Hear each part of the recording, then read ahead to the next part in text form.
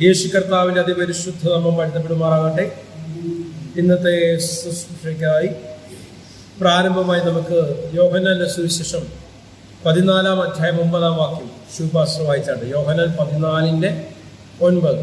യേശു അവരോട് പറഞ്ഞത്, ഞാൻ ഇത്രകാലം നിങ്ങളോടുകൂടെ ഇരുന്നിട്ടും നീ എന്നെ അറിയുന്നില്ലയോ ഫിലിപ്പോസേ? എന്നെ കണ്ടവൻ പിതാവിനെ കണ്ടിരിക്കുന്നു. പിന്നെ പിതാവിനെ ഞങ്ങൾക്ക് കാണിച്ചു തരണമെന്ന് നീ പറയുന്നത് എങ്ങനെ? ലാസ്റ്റ് ടൈം മിനിസ്ട്രി ബ്രൈറ്റ് ചർച്ചിന്റെ വിവിധ മീറ്റിങ്ങുകളിൽ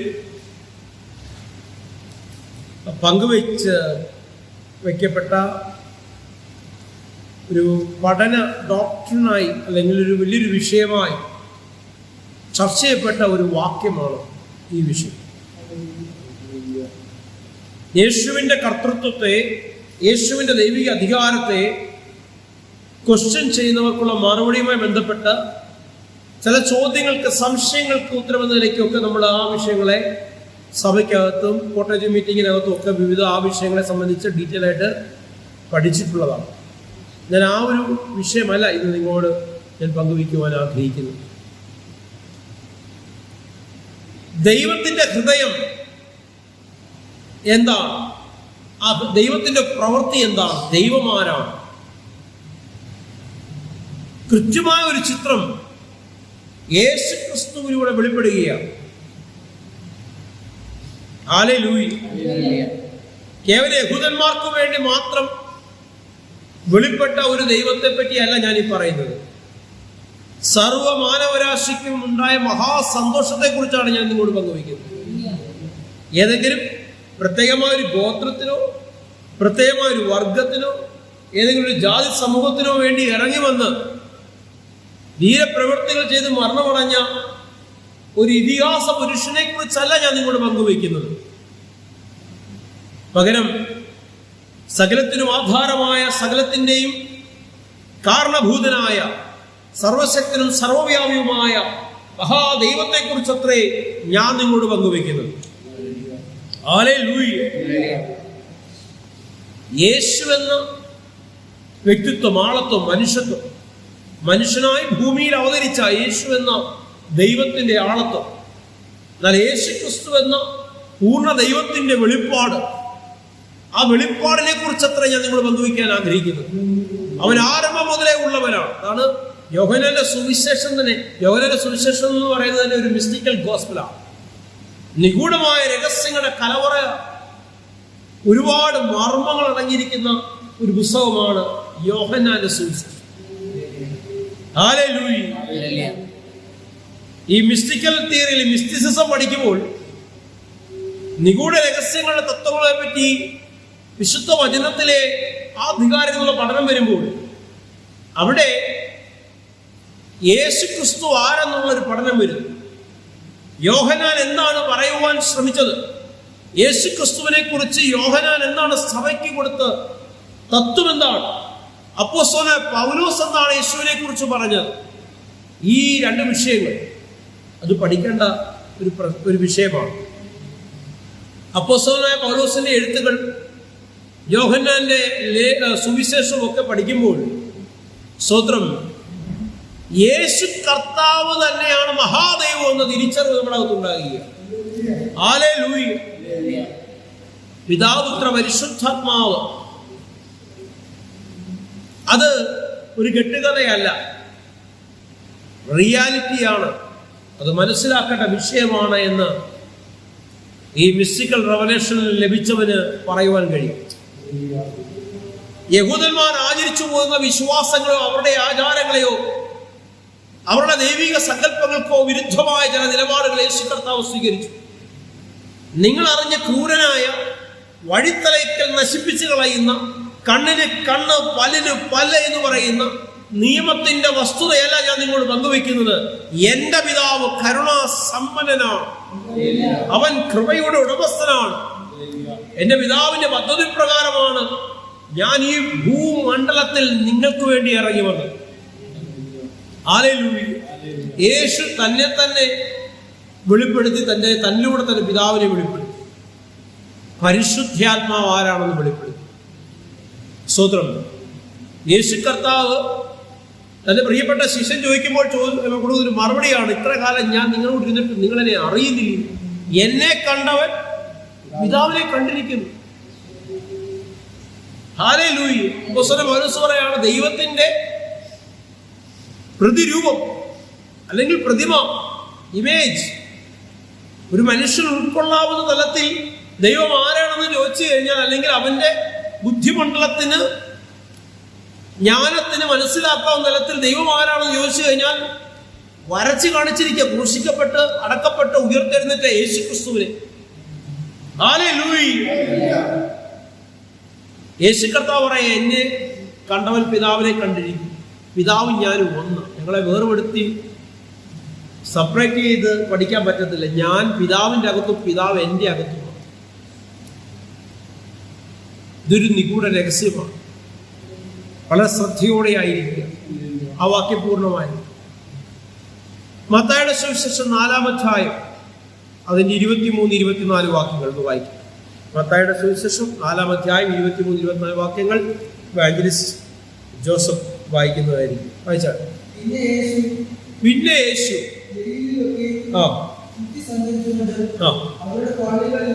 അവരുടെ പള്ളികളിൽ ഉപദേശിച്ചു. ആരുടെ പള്ളികളിൽ? ഓക്കെ, സ്വന്തം. ഹല്ലേലൂയ. അവരുടെ തത്വത്തെ കുറിച്ച് പഠിപ്പിക്കാനല്ല, പുതിയൊന്ന് മനസ്സിലാക്കി കൊടുക്കുക. നിങ്ങളുടെ പരിമിതമായ അറിവുകൾ, നിങ്ങൾക്ക് ഭാഗികമായി കിട്ടിയ ഈ വെളിപ്പാട്, അത് പൂർണ്ണതയിൽ എത്തണമെങ്കിൽ യഥാർത്ഥ ദൈവം ആരാണ് നിങ്ങൾ അറിയണം. ദൈവത്തിന്റെ പ്രവൃത്തി എന്താണെന്ന് നിങ്ങൾ അറിയേണ്ടതുണ്ട്. അതിനുവേണ്ടി അവൻ അവരുടെ പള്ളികളിൽ ഉപദേശിച്ചു. വായിച്ചു. രാജ്യത്തിന്റെ എന്തുവാ? അവരുടെ പള്ളിയിൽ പോയി ഉപദേശിച്ചത് എന്തുവാ? രാജ്യത്തിന്റെ സുവിശേഷം പ്രസംഗിക്കുകയും ജനത്തിലുള്ള സകല ദീനത്തെ, ശ്രദ്ധിച്ചിട്ടുള്ള ജനത്തിലുള്ള സകല ദീനത്തെയും വ്യാധിയെയും സൗഖ്യമാക്കുകയും ചെയ്തു. അവന്റെ ശ്രുതി സുറിയയിലൊക്കെയും പരന്നു. നാനാവ്യാധികളാൽ ഭൂതഗ്രസ്തർ, ചന്ദ്രരോഗികൾ, പക്ഷപാതക്കാർ, ഇങ്ങനെ സകല ദീനക്കാരും അവന്റെ അടുക്കൽ അവരെ കൊണ്ടുവന്നു. സ്തോത്രം. എന്തിനാ കൊണ്ടുവന്നത്? ഈ രോഗങ്ങളെല്ലാം തന്നെ ദൈവത്തിന്റെ ക്രോധത്താൽ വെളിപ്പെട്ടതാണെന്നുള്ള ബോധത്തിൽ നിൽക്കുന്ന സമൂഹത്തിനെ, ആ ബോധ്യതയെ ദൈവം മാറ്റിക്കൊടുക്കുകയും സർവശക്തനായ കർത്താവ് മാറ്റുകയാണ്. പാപത്താൽ രോഗം, രോഗത്താൽ മരണമെന്ന തത്വത്തിൽ വലഞ്ഞു കഴിഞ്ഞിരുന്ന ജനത്തിന്റെ നടുവിലേക്ക് യേശു ഇറങ്ങി വരികയാണ്. നിങ്ങളുടെ പാപങ്ങളെ പൊറുക്കുന്ന, നിങ്ങളുടെ രോഗങ്ങളെ മാറ്റുന്ന ദൈവസ്നേഹത്തെ വെളിപ്പെടുത്തേണ്ടത്. ഹല്ലേലൂയ. സകല ദീനക്കാരെ അവനെ എടുത്തുകൊണ്ടുവന്നു. കുഞ്ഞെ, എങ്ങനെ ഈ ദീനം വന്നത്? യഹൂദ റബ്ബനിയുടെ മറുപടി ഇതായിരിക്കും, എന്റെ ദൈവത്തിന്റെ ക്രോധമാണ് ഈ ദീനത്തിന്റെ പിന്നിൽ. ഇവനും ഇവന്റെ വീട്ടിലുള്ളവർക്കും ഒക്കെ ഇങ്ങനെ പ്രശ്നം വന്നുവെങ്കിൽ ഇവന്റെ അമ്മയും അപ്പന്മാർ ചെയ്ത പാപത്തിന്റെ പരിണിത ഫലമാണ്. ഹല്ലേലൂയ. അങ്ങനൊരു ചിന്തയുടെ നടുവിലേക്ക് ഒരു പ്രവൃത്തി കർത്താവ് നടത്തുക. സകല ദീനക്കാരെയും അവന്റെ അടുത്ത് വന്ന സകല ദീനക്കാർക്കും വ്യാധി പിടിച്ചവർക്ക് സൗഖ്യമുണ്ടായി. യേശുവിന്റെ നാമം പറഞ്ഞ് സൗഖ്യം കൊണ്ട് ഇറങ്ങിയേക്ക. ചില കമ്പനികൾ എടുത്ത് കണ്ടിട്ടില്ലേ? ഒരു നിരീശ്വരവാദിയോ യുക്തിവാദിയോ കമ്പനിട്ടാൽ അവൻ ശാസ്ത്രീയ വിഷയങ്ങളുടെ അടിസ്ഥാനത്തിൽ കാര്യങ്ങളെ വിശകലനം ചെയ്യുന്നവനാണ്. സ്വാഭാവികമായിട്ടും അങ്ങനെയൊക്കെയുള്ള മറുപടികൾ വരും. പക്ഷേ ഈ ബൈബിളും എടുത്തുകൊണ്ട് പഴയ നിയമം മണിക്കൂറുകൾ എന്ന് പ്രസംഗിക്കുന്ന വിദ്വാൻമാർ വിരൽ ചൂണ്ടുന്നത് കേട്ടിട്ടില്ലേ? പറയുന്നത് കേട്ടിട്ടില്ലേ? സൗഖ്യവും വിടുതലും കൊണ്ട് ഓരോ ഇറങ്ങിയേക്കുക, ഓരോ സഭകൾ ഇറങ്ങിയേക്കുക, അത്ഭുത രോഗശാന്തി ഓടുക ജനം. യേശുവിന്റെ അടുത്ത് സകല ദീനക്കാരെയും കൊണ്ടുവന്നു. തോറ പഠിക്കാനല്ല കൊണ്ടുവന്നത്. യഹൂദന്റെ ന്യായപ്രമാണത്തെ കുറിച്ച് വിശദമായി പഠിക്കാൻ കൊണ്ടുവന്നതല്ല, ബന്ധനമഴിക്കുന്ന ദൈവശക്തി കാണേണ്ടതിന്, കെട്ടുകളെ പൊട്ടിക്കുന്ന ദൈവത്തിന്റെ മഹത്വം അറിയേണ്ടതിന് സകല ദീനക്കാരെയും അവന്റെ അടുത്ത് കൊണ്ടുവന്നു. 15:30 നമുക്ക് വായിക്കാം. 15-ാം അധ്യായം 30-ാം വാക്യം. മത്തായിയുടെ സുവിശേഷം തന്നെ 15:30. വളരെ പുരുഷാരം, ഉടന്തർ, കുരുടർ, ഊമർ. ആരൊക്കെയാ പുരുഷാരം? ആരൊക്കെയായിരുന്നു? മുടന്തർ, കുരുടർ, ഊമർ, കൂനർ മുതലായ പലരെയും അവന്റെ അടുക്കൽ കൊണ്ടുവന്നു. അവന്റെ കാൽക്കൽ വെച്ചു അവനവരെ സൗഖ്യമാക്കി. നിന്റെയൊക്കെ അപ്പനും അമ്മയൊക്കെ ചെയ്ത കുരുത്തക്കെടിന്റെ ഫലമാണ് ഈ അസുഖം. പോയിരടാ എന്നല്ല കർത്താവ് പറഞ്ഞത്. ഹല്ലേലൂയ. വിശുദ്ധിയില്ലായ്മ കൊണ്ട് നിന്റെ ജീവിതത്തിൽ സംഭവിച്ചതാണിത്. പൊക്കോണം, അശുദ്ധന്മാർ എന്റെ അടുത്തോട്ട് അടുക്കരുത്, ഒരുപാട് ഒരു കാലം അകലെ മാറി നിന്നു എന്നല്ല യേശു പറഞ്ഞത്. സകലരെയും കർത്താവ് സൗഖ്യമാക്കി. അവരുടെ മേൽ ഹീലിംഗ് പവർ വെളിപ്പെട്ടു. സൗഖ്യത്തിന്റെ ശക്തി, വിടുതലിന്റെ ശക്തി ഓരോ വ്യക്തി ജീവിതങ്ങളുടെ മേലിറങ്ങി. ഒരാമയും പറഞ്ഞാട്ടെ. രോഗിയായി വന്നവൻ രോഗിയായിട്ടല്ല മടങ്ങി വീട്ടിൽ പോയത്, സൗഖ്യത്തോടെ മടങ്ങിപ്പോയി. സ്തോത്രം. ലൂക്കോസ് 4:40 വാക്യം. ലൂക്കോസ് 4:40 വാക്യം. ലൂക്കോസ് 4:40. സൂര്യൻ അസ്തമിക്കുമ്പോൾ വ്യാധികൾ പിടിച്ച ദീനക്കാരുള്ളവർ ഒക്കെയും അവരെ അവന്റെ അടുക്കൽ കൊണ്ടുവന്നു. ഹല്ലേലൂയ. യേശുവിന്റെ അടുക്കൽ രോഗികളെ കൊണ്ടുവന്നവർക്ക് സൗഖ്യമായെന്നുള്ള ഒരുപാട് വാക്യങ്ങളെ സുവിശേഷത്തിന്റെ പശ്ചാത്തലത്തിൽ നിന്ന് നമുക്ക് പഠിക്കാൻ കഴിയുന്നു. ഇതിനെ മറച്ചു വെച്ചുകൊണ്ട് രോഗസൗഖ്യമില്ല, വിടുതൽ ഉണ്ടാകില്ല, ബന്ധനം അഴിയുകയില്ല, കെട്ടുകൾ പൊട്ടുകയില്ല എന്ന് ആഴത്തിൽ വചനം പഠിക്കുക. അതാ ഏറ്റവും നല്ലത്, അത് തന്നെയാണ് നല്ലത്, സൗഖ്യം വിടുതലെന്ന് പുറകിൽ പോകരുത് എന്നൊക്കെ പറഞ്ഞ് ജനങ്ങളെ തെറ്റിദ്ധരിപ്പിക്കുന്ന ചില സ്കോളേഴ്സ്, പണ്ഡിതന്മാരെന്ന് സ്വയം വിശേഷിപ്പിക്കുന്ന ചില സമൂഹങ്ങൾ, അവർക്കുള്ള മറുപടിയാണ്. യേശു എവിടെയുണ്ടോ അവിടെ വിടുതലുണ്ട്. യേശു എവിടെയുണ്ടോ അവിടെ സൗഖ്യമുണ്ട്. അതുകൊണ്ട് നിരീശ്വരവാദിയായ ദൈവനിഷേധിയായി ജീവിച്ച ഞാൻ കർത്തൃനാമത്തിലേക്ക്, ദൈവസന്നിധിയിലേക്ക് കടന്നു വന്നു. ഇത് പലതവണ വായിച്ചതാണ്, ഇതില്ലെന്ന് തെളിയിക്കാൻ വേണ്ടി.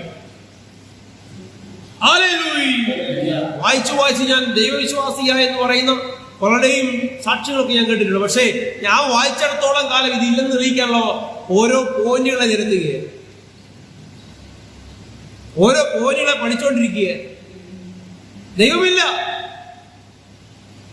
ദൈവമില്ലെന്ന് വാദിച്ചവന്റെ ജീവിതത്തിലേക്ക് യേശു കർത്താവിന്റെ സ്നേഹം ഇറങ്ങി വന്നു. പഴയ നിയമ തത്വപ്രകാരമാണെങ്കിൽ എന്നെ ഭൂമിക്ക് വേണ്ടി വെച്ചേക്കൂ. മുടിയനായ പുത്രന്റെ കഥയൊക്കെ നമ്മൾ പഠിക്കാറില്ലേ? യഥാർത്ഥത്തിൽ മുടിയനായ പുത്രന്റെ കഥ പഠിക്കുമ്പോൾ പഴയ നിയമത്തിലെ കുറെ കാര്യങ്ങൾ പഠിച്ചിട്ട് വേണം ഇത് പഠിക്കാൻ. എന്തെന്നറിയോ? പഴയ നിയമ വിധിപ്രകാരം അനുസരണം കെട്ട മകനെ, പറഞ്ഞ കേൾക്കാത്തവനെ എന്ത് ചെയ്യണം? പാളയത്തിന്റെ പുറത്തു കൊണ്ടുവന്ന് കല്ലെറിഞ്ഞ് കൊല്ലണം. ആ കൊലപാതകം കണ്ട്, ആ രക്തം ഒഴുകി അവൻ വീഴുന്നത് കണ്ട് കൈയടിച്ച് ചിരിക്കണം, സന്തോഷിക്കണം. അത് യഹോവയ്ക്ക് പ്രസാദമെന്ന് എഴുതിയിരിക്കുമ്പോൾ ഹല്ലേലൂയ, എത്ര ക്രൂരമായ, എത്ര കിരാതമായ, ഉൾക്കൊള്ളാൻ പറ്റാത്ത ആ തത്വപ്രകാരമാണ് ഞാൻ നീ ഇവിടെ നിൽക്കുന്നതെങ്കിൽ ഇവിടെ ആരെയും കാണും? എനിക്ക് പറയാൻ കഴിയും, ഞാൻ ഒരിക്കലും കാണത്തില്ല. കാരണം എന്റെ ജീവിതത്തിൽ വ്യാപരിച്ച മുഴുവൻ അനുസരണക്കേടിന്റെ ആത്മാവാൻ, പറഞ്ഞാൽ കേൾക്കാത്ത, ഉൾക്കൊള്ളാത്ത മക്കളെയെല്ലാം എറിഞ്ഞു കൊല്ലുന്നൊരു അവസ്ഥ ഒരു സമൂഹത്തിലുണ്ടെങ്കിൽ, അങ്ങനെ ആ തത്വത്തിൽ നിന്ന സമൂഹത്തിന് മുമ്പിലാണ്, ആ തത്വത്തിൽ വിശ്വസിച്ചിരുന്ന യഹൂദന് മുമ്പിലാണ് യേശു വരച്ചു കാണിക്കുകയാണ് നല്ലൊരു അപ്പനെ. തന്റെ മകൻ സകല തെറ്റിലും പോയിട്ടും അവന്റെ മടങ്ങി വരവിൽ എറിഞ്ഞു കൊല്ലണ എന്നല്ല പറഞ്ഞത്.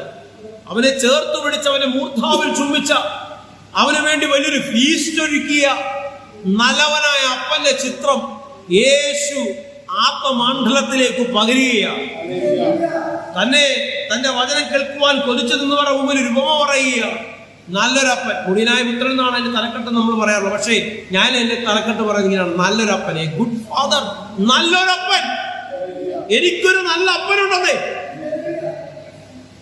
തന്റെ പിതാവ് ആരാണെന്ന് തന്റെ ഉപമകളിലൂടെ, ശുശ്രൂഷകളുടെ, പ്രവർത്തികളുടെ അവൻ തെളിയിക്കുകയാണ്. ഹല്ലേലൂയ. സ്തോത്രം. യോഹന്നാന്റെ സുവിശേഷം 14 അധ്യായം 10 വാക്യം. യോഹന്നാന്റെ സുവിശേഷം 14:10 വായിച്ചാട്ടെ. യോഹന്നാൻ 14:10. ഞാൻ പിതാവിലും പിതാവ് എന്നിലും ആകുന്നു എന്ന് നീ വിശ്വസിക്കുന്നില്ലയോ? ഞാൻ നിങ്ങളോട് പറയുന്ന വചനം സ്വയമായിട്ടല്ല സംസാരിക്കുന്നത്. ഞാൻ പറയുന്നത് എന്റെ അകത്തിരുന്ന് പിതാവാ പറയുന്നു. പിതാവ് ഞാൻ ഒന്നായിരിക്കുന്നു. ഹല്ലേലൂയ. മനസ്സിലാകുന്നുണ്ടോ? യേശു കർത്താവ് തന്റെ പിതാവിനെ വെളിപ്പെടുത്തി പല പ്രവൃത്തികളും ചെയ്ത് പൂർത്തിയാക്കി പല കാര്യങ്ങൾ ഓരോന്നും പ്രവചനങ്ങളുടെ നിവർത്തികൾ നടക്കുമ്പോൾ ഇവിടെ നിന്ന് അപ്പോസ്തലൻ ചോദിക്കുകയാണ്, എന്താ ചോദിക്കുന്നത്? ഈ പിതാവിനെ ഒന്ന് കാണിച്ചു തരാമോ? യേശുവയുടെ മറുപടി, എന്നെ കണ്ടവൻ പിതാവിനെ കണ്ടിരിക്കുന്നു. ഞാൻ സ്വയമായിട്ടൊന്നും സംസാരിക്കില്ല, പിതാവ് എന്നിൽ വസിച്ചുകൊണ്ട് തന്റെ പ്രവൃത്തി ചെയ്യുന്നു. 26-27 വാക്യം. അതിന്റെ 26-27 വാക്യം. എങ്കിലും പിതാവ് എന്റെ നാമത്തിൽ അയക്കാനുള്ള പരിശുദ്ധാത്മാവെന്ന നിങ്ങൾക്ക് സകലവും ഉപദേശിച്ചു തരികയും ഞാൻ നിങ്ങളോട് പറഞ്ഞതൊക്കെ നിങ്ങളെ ഓർമ്മപ്പെടുത്തുകയും ചെയ്യും. ഹല്ലേലൂയ. സമാധാനം ഞാൻ നിങ്ങൾക്ക് തന്നിട്ട് പോകുന്നു. എന്റെ സമാധാനം ഞാൻ നിങ്ങൾക്ക് തരുന്നു. ലോകം തരുന്നത് പോലെയല്ല ഞാൻ നിങ്ങൾക്ക് തരുന്നത്. നിങ്ങളുടെ ഹൃദയം കലങ്ങരുത്, ഭ്രമിക്കുകയും വരുത്. ഹല്ലേലൂയ. യേശു കർത്താവ് പറഞ്ഞതിനെ പരിശുദ്ധാത്മാവ് ഇന്ന് പകൽക്കാലം നിങ്ങളോട് ഓർമ്മിപ്പിക്കുകയാണ്, നിങ്ങളെ ബോധ്യപ്പെടുത്തുകയാണ്. കലങ്ങരുത്, ഹൃദയം ഭ്രമിക്കരുത്, പകച്ചു നോക്കരുത്, ഭ്രമിച്ചു നോക്കേണ്ട. ഹല്ലേലൂയ. നിനക്ക് വിടുതൽ തരുവാൻ കഴിവുള്ളവന്റെ അടുത്താണ് നീ ആയിരിക്കുന്നത്. ഹല്ലേലൂയ. നിന്നെ ഒരു നാളും എന്റെ ദൈവം കൈവിടത്തില്ല, പാതി വഴിക്ക് ഇട്ടിട്ട് പോവുകയില്ല. നിന്നെ കുറിച്ചൊരു പ്രവൃത്തി പൂർത്തീകരിക്കും എന്റെ ദൈവം പദ്ധതി ഇട്ടിട്ടുണ്ടെങ്കിൽ ആ പ്രവൃത്തി തികയ്ക്കുക തന്നെ ചെയ്യും. ഹല്ലേലൂയ. ഒരു ബാധയും നിന്റെ കൂടാരത്തിനുമേൽ അടിക്കുകയില്ല, ഒരു ദോഷവും നിനക്ക് സംഭവിക്കുകയില്ല. ഹല്ലേലൂയ. ഇന്റർനെറ്റ് മുഖാന്തരം കണ്ടുകൊണ്ടിരിക്കുന്നവരുടെ ജീവിതത്തിൽ അസാധാരണമായ ചിലത് ഈ വചനം മുഖാന്തരം കേൾക്കുക മുഖാന്തരം ഉണ്ടാകട്ടെ. കിടപ്പ് രോഗികളുടെ ബന്ധനങ്ങൾ അഴിയട്ടെ, ബന്ധനങ്ങൾ പൊട്ടട്ടെ, രോഗികൾ സൗഖ്യമാകട്ടെ. ഡോക്ടർമാർ നോ പറഞ്ഞിടത്ത് അസാധാരണമായ ദൈവ പ്രവൃത്തി വെളിപ്പെടട്ടെ. യേശുവേ ആരാധന, യേശുവേ സൗഖ്യത്തിന്റെ കരം ചലിക്കുന്നതിനെ ഓർത്ത് സ്തോത്രം. കർത്താവിന്റെ വലിയ പ്രവൃത്തി വെളിപ്പെട്ടതിനെ ഓർത്ത് സ്തോത്രം. എന്റെ കർത്താവിന്റെ അധികാരമുള്ള നാമത്തിൽ തന്നെ. ആമേൻ, ആമേൻ, ആമേൻ.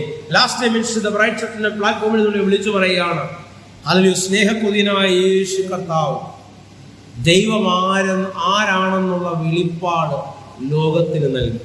ആ വെളിപ്പാടിൽ നിങ്ങൾ നിറഞ്ഞാൽ നിങ്ങളെ ഒരു ശക്തിക്കും തകർക്കാൻ കഴിയത്തില്ല. ദൈവത്തിന്റെ കൃപ നിങ്ങളുടെ മുന്നിൽ ഉണ്ടാകട്ടെ. ആമേൻ, ആമേൻ.